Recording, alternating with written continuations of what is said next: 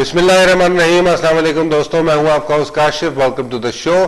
Pathankot air force base पे attack, terrorist attack हुआ, so called terrorist attack हुआ। मुझे बेहद अफसोस है कि इंसानी जानों का ज़िया हुआ।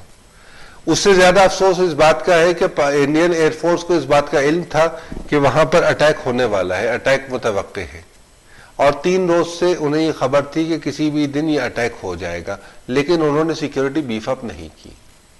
अच्छा, इंडियन गवर्नमेंट ने बराह रास्त तो इल्जाम लगाया नहीं पाकिस्तान पे, लेकिन अपने मीडिया को हमारे पीछे लगा दिया। उनका मीडिया नहायत ही जारहाना वल्द जाहिलाना अंदाज में, जिसे मैं जारहाना कम और जाहिलाना अंदाज ज्यादा कहूंगा, उस जाहिलाना अंदाज में उन्होंने कह दिया, डिक्लेयर कर दिया, कहने लगे यार कि तो बहावलपुर से आए हुए था, दहशतगर्द थे। भैया ये भी बता दो कौन सी दुकान से राशन लेते थे, हो सकता है उनका उधार चला हुआ हो, तो आपके यहाँ से उनकी गुर्दे कलेजियां बेच के जो है ना उधार चुका दें, आपके पैसे, आपसे पैसे लेके हम लोग। यार आपकी रिसर्च एंड इंटेलिजेंस विंग क्या सो रही होती है? अगर आपको इतना सब कुछ पता है तो आपको ये नहीं पता था कि अटैक होने वाला है, और आपको ये पता था अटैक होने वाला, तो आपने इसका सदेबाप क्यों नहीं किया?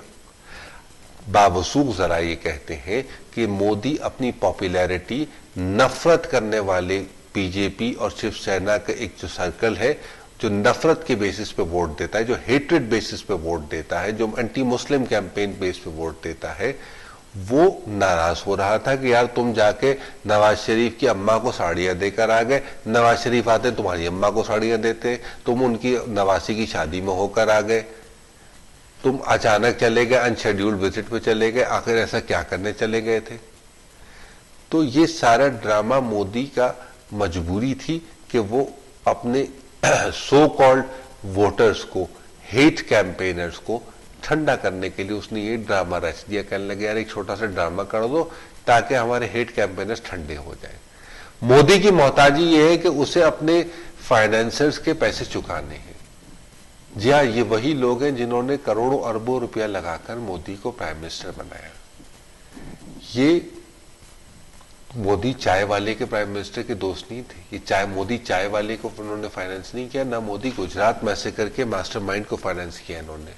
उन्होंने इसलिए फाइनेंस किया है कि तुम जाओगे हमारी बिजनेस डीले कराओगे, चाहे पाकिस्तान में करानी हो, चाहे अफगानिस्तान में करानी हो, चाहे किसी और मुल्क में करानी हो, तुम हमें बिजनेस डीले करा के दोगे, कौड़ियों के भाव पर करप्ट सियासतदानों से नेशनल एसेट्स लेके दोगे, नेशनल एक्सचेकर्स लेके दोगे, और दूसरी चीजें जो हम ड्रामेबाजियां करेंगे उन ड्रामेबाजियों में तुम हमारा साथ दोगे। तो मोदी इस वक्त stuck between the devil and the review sea, stuck between the rock and hard place. ना वो अपने हेटेड कैंपेनर्स को नाराज कर सकता था, ना वो अपने फाइनेंसर्स को नाराज कर सकता था। इसलिए उसने अपने फाइनेंसर्स को लेकर वो लाहौर पहुंच जाती उमरा पहुंच गया काबुल से, और अपने हेट कैंपेनर्स को खुश करने के लिए उसने एक सो कॉल्ड टेररिस्ट अटैक करा दिया पठानकोट पर।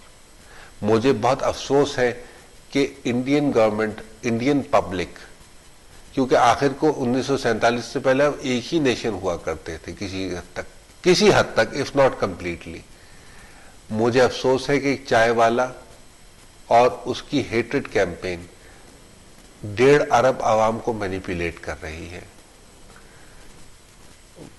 अल्लाह अपनी हिफ्ज़ अमान में रखे आपको और मुझे भी।